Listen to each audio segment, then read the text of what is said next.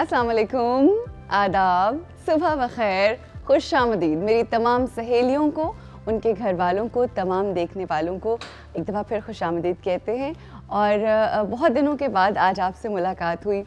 इसलिए क्योंकि हमारे 2 रिकॉर्डेड शोज़ आपने देखे और इतनी आदत हो जाती है आप लोगों से मिलने की कि आपसे दूर रह के बहुत उदासी हो जाती है। और ये जो आदत होती है ना ज़िंदगी में लोगों की, ये भी बहुत ही अजीब सी होती है कि वो लोग जो ज़िंदगी में आपके, कभी आप उन्हें जानते ही नहीं थे, ना कभी कोई मैटर करते थे और ना कभी आपने उनके लिए सोचा था और ना कभी उन्होंने आपके लिए सोचा था। मगर कभी कभी ऐसे आपके बंधन बन जाते हैं, कभी कभी ऐसे आपके रिश्ते जुड़ जाते हैं कि अगर वो ना हो और अगर वो आपके पास मतलब आपसे उनकी बात ना हो, आपसे उनकी मुलाकात ना हो, तो ज़रा थोड़ा सा मुश्किल भी हो जाता है और इनकम्प्लीट भी लग रहा होता है। यहाँ पे मैं जितनी भी मेरी देखने वाली सहेलियाँ हैं उनसे कहना चाहूँगी कि अक्सर अपने शोज़ के अंदर मैं रिश्तों के हवाले से बात करती हूँ, क्योंकि ज़िंदगी के अंदर आपके बहुत सी मादी चीज़ें तो होती हैं, बहुत सारी चीज़ें चल रही होती हैं, मगर सबसे अहम ज़िंदगी के अंदर रिश्ते होते हैं। बहुत से लोग ऐसे होते हैं जो रिश्तों की अहमियत को समझते हैं और उनके लिए एफ़र्ट्स कर रहे होते हैं, मगर बहुत सारे ऐसे लोग भी होते हैं जो रिश्तों को फॉर ग्रांटेड लेते हैं। और ऐसे लोग जो रिश्तों को फॉर ग्रांटेड लेते हैं वो एक्चुअली दूसरों की ज़िंदगी के साथ नहीं खेल रहे होते या दूसरों के साथ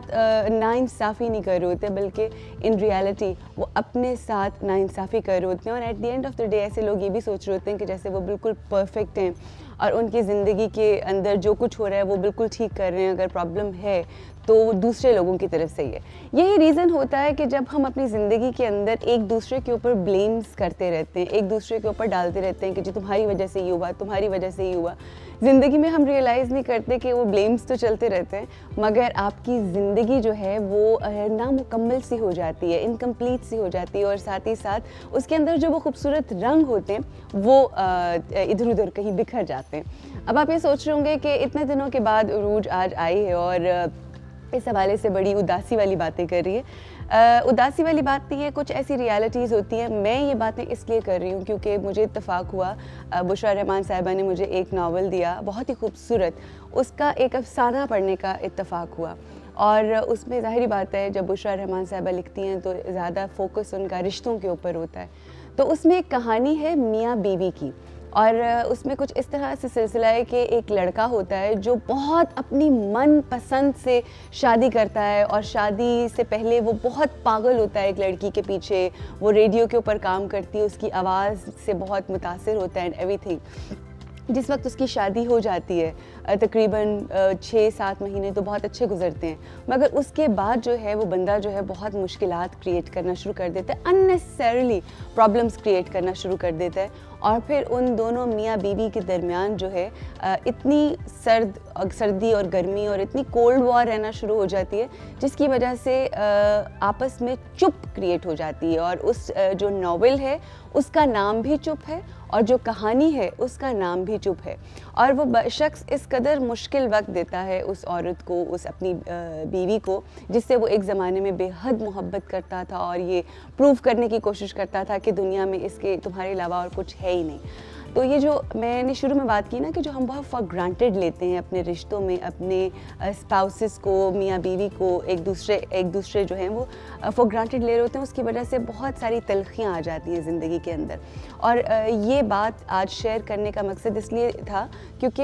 मैंने जब वो कहानी पढ़ी तो वो इस कदर मेरे दिल के ऊपर लगी और मैं वाकई, मुझे बहुत अफसोस हुआ उस कहानी को देख के और उन किरदारों की जो ज़हनियत थी उनको देख के। वो और लड़की जो है वो बहुत एफ़र्ट भी कर रही होती है, मगर उसके बावजूद मैं ये चीज़ शेयर करने का मकसद ये है कि बहुत सारे ऐसे लोग शायद हों, बहुत सारी ऐसी बीवियाँ और बहुत सारे मर्द हजरात ऐसे हों जिनकी ज़िंदगी के अंदर शायद इस तरह की कोई कशमकश का सिलसिला चल रहा हो। तो वो शेयर करने का मकसद ये था कि आप लोग ज़िंदगी के अंदर,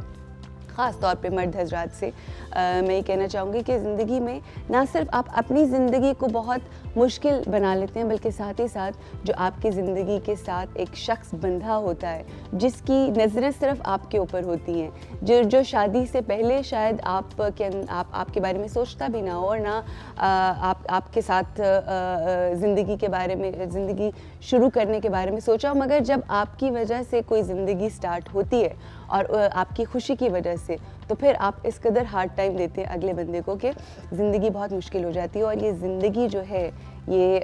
नाम है कि दूसरों को खुश किया जाए, दूसरों की खुशी के मुताबिक रहा जाए। और जब आप अपनी ज़िंदगी में से खुशियाँ लोगों को देते हैं तो आपकी ज़िंदगी बहुत ही खूबसूरत और हसीन हो जाती है। आज हमारे इस शो के अंदर A+ पाकिस्तानी होगा और इसके साथ साथ आपकी मुलाकात करवाई जाएगी एक ऐसे शख्स से जिसने हमेशा आशियाने की बात की और उसकी ज़िंदगी का शायद मकसद ही है कि आशियाना खूबसूरत रहे, चाहे वो लोगों के लिए बनाया जाए, चाहे वो उसका अपना आशियाना हो, चाहे वो किसी भी प्लेटफॉर्म से हो। मगर एक बहुत ही खूबसूरत इंसान जिसका नाम है काशिफ महमूद, उससे आपकी बात होगी और बहुत सारी